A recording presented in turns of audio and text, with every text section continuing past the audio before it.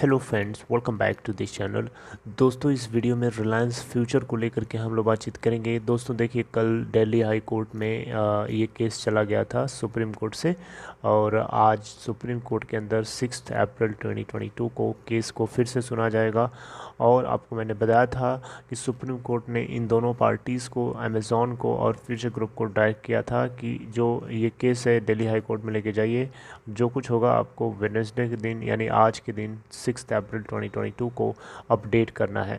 तो दोस्तों, कल की हियरिंग में क्या हुआ अगर आप देखें यहाँ पे, तो मैंने ढूंढने की कोशिश करी, लेकिन जो चीज़ें पता है वो आइए आपसे डिस्कस करते हैं। लेकिन उससे पहले आपसे रिक्वेस्ट करना चाहूँगा कि अगर आप चैनल को पहली बार देख रहे हैं, मेक श्योर सब्सक्राइब करके बेल आइकन को हिट कर लीजिए। और डीमेट या ट्रेडिंग अकाउंट के लिए डिस्क्रिप्शन बॉक्स में लिंक दिया गया है। चलिए अपनी बात को कंटिन्यूटी करते हैं।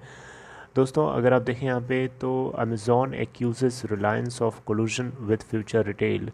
दोस्तों यहाँ पे अमेज़ॉन की तरफ से ये एलिगेशंस लगाए जा रहे हैं कि रिलायंस जो है फ्यूचर रिटेल के साथ अंदर ही अंदर कोई चाल चल रहा है, अंदर ही अंदर मिला हुआ है, और ये एक तरीके से कॉन्स्पिरेसी है।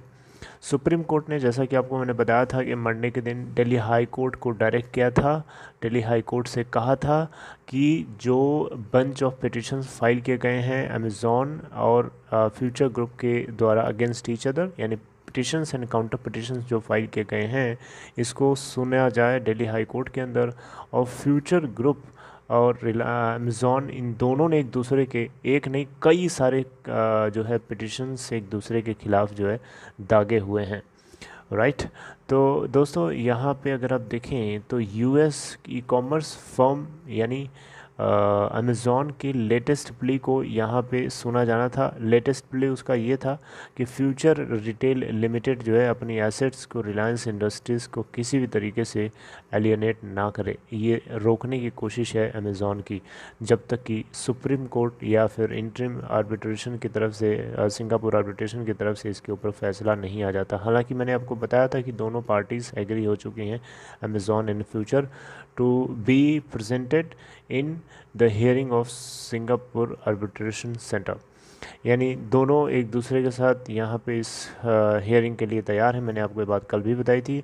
दोस्तों यहाँ पे इंपॉर्टेंट थिंग जो नोट करने वाली बात यह है कि इंटरिम एप्लीकेशंस को यहाँ पे कंसिडर किया जाना है। सुप्रीम कोर्ट के द्वारा ये बात कही गई है, जस्टिस एन वी रमन के द्वारा।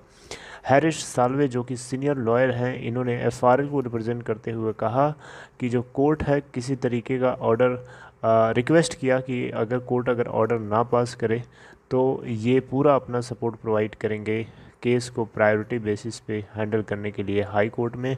और इन्होंने कहा कि जो फ्यूचर ग्रुप और अमेज़ॉन के अटॉर्नीज़ हैं, ये सभी जॉइंटली मिल करके जो है रिक्वेस्ट करेंगे जस्टिस सी हरिशंकर से कि अमेज़ॉन के प्ली को पहले सुना जाए, जो ये एक्यूज़ करता है रिलायंस ने फ्यूचर रिटेल लिमिटेड के हंड्रेड्स ऑफ प्रॉपर्टीज़ और स्टोर्स को अपने पोजीशन में ले लिया है। यानी यहाँ पे ये बात जो है खुद हरीश साल्वे की तरफ से कही गई। जस्टिस हरिशंकर अगर आप देखें तो हाई कोर्ट के अंदर इस केस को ट्यूसडे के दिन सुनने वाले थे। अपेक्स कोर्ट ने कहा था Amazon and future retail limited से कि जो कुछ होगा उसको आपको वेडनेसडे के दिन अपडेट करना है, और इन दोनों पार्टीज़ को मेमो फाइल करने के लिए भी कहा था। तो दोस्तों बहुत कुछ ज़्यादा डिटेल बाहर नहीं निकल पाई है कि दिल्ली हाई कोर्ट में क्या हुआ, क्योंकि देखिए कुछ चीज़ें होती हैं प्राइवेट रखी जाती हैं। मेरी बात समझ रहे हैं?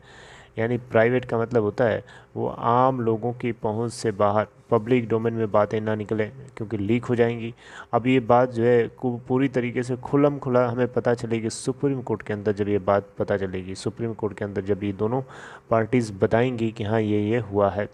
जस्टिस हरिशंकर जो है, आपको पता होना चाहिए, अमेज़ॉन फ्यूचर ग्रुप केस को फास्ट ट्रैक बेसिस पे हैंडल कर रहे हैं। After Supreme Court in February asked Delhi High Court to hear the petitions against again on merit basis, right. आपको पता ही है सुप्रीम फ्यूचर ग्रुप के रिटेल के एसेट्स को लगभग 800 से ज़्यादा 835 स्टोर्स को जो है एफआरएल के था 835 स्टोर्स को अमेज़ॉन रिलायंस ने 28 फरवरी के आसपास जो है कब्जा कर लिया था। जिसको लेकर के अमेज़ॉन काफ़ी ज़्यादा गुस्से में है। अमेज़ॉन का यही बोलना है कि ये दोनों की मिली जुली भगत है। रिलायंस जो है बेईमानी कर रहा है मिल करके फ्यूचर रिटेल लिमिटेड के साथ, और ये जो है डायरेक्टली एक्यूज़ किया जा रहा है फ्यूचर अमेज़ॉन के द्वारा, राइट। तो ये दोस्तों अमेज़ॉन की तरफ से ये जो घबराहट है, ये जो परेशानी है, डेफिनेटली दिखती है। और देखिए यहाँ पे रिलायंस अपनी जगह 4800 करोड़ रुपए जो है खर्चा किया हुआ है इस पूरे एफआरएल के लीज़ रेंट को पे करने के लिए। इसमें कुछ वर्किंग कैपिटल है, कुछ लीज़ अमाउंट है। तो यहाँ पे इसी को प्रोटेक्ट करने के लिए रिलायंस ने अपनी तरफ से ये कदम उठाया था। ये रिलायंस की तरफ से क्लैरिफिकेशन दिया गया था। अब देखना होगा कि ये केस को किस तरीके से हाई कोर्ट देखता है और हाई कोर्ट ने किस तरीके से हैंडल किया है। ये बात जो है हमें सुप्रीम कोर्ट के अंदर ही पता चलेगी। सुप्रीम कोर्ट को ये दोनों पार्टीज़ क्या बताती हैं, इसी से हमें पता चलेगा। तो दोस्तों जो कुछ अपडेट होएगी मैं आपसे ज़रूर डिस्कस करूँगा। आज 6 अप्रैल 2022 को सुप्रीम कोर्ट इस केस को फिर से कंटिन्यू करेगा। देखना होगा क्या होता है। जो कुछ होगा हम ज़रूर जानेंगे। तब तक अपना ख्याल रखिए and take care. All the best.